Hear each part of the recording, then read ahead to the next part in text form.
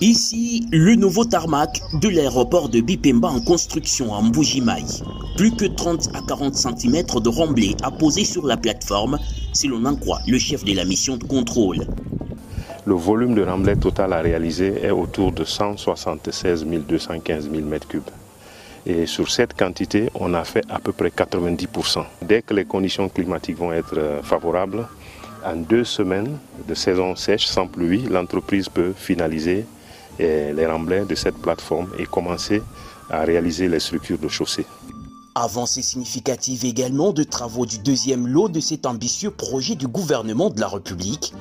Parmi tant d'autres bâtiments à construire, la caserne anti-incendie qui prend de plus en plus forme. Et les travaux sont réalisés, comme vous voyez, la dalle supérieure est déjà réalisée. On peut dire qu'on est à peu près à 60% de réalisation de ce bâtiment.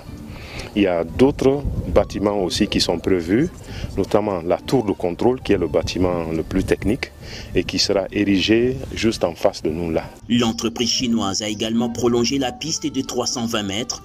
Une nouvelle extension de 700 mètres est à l'étude, indique Romain Tignama, commandant Hervé Mbujimayi.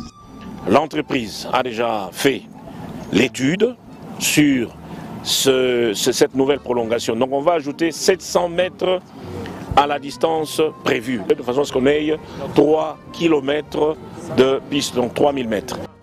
Outre les pluies abondantes qui ralentissent actuellement le rythme de travaux, le constructeur peine à cheminer les matériaux de Lubumbashi à Mweneditu.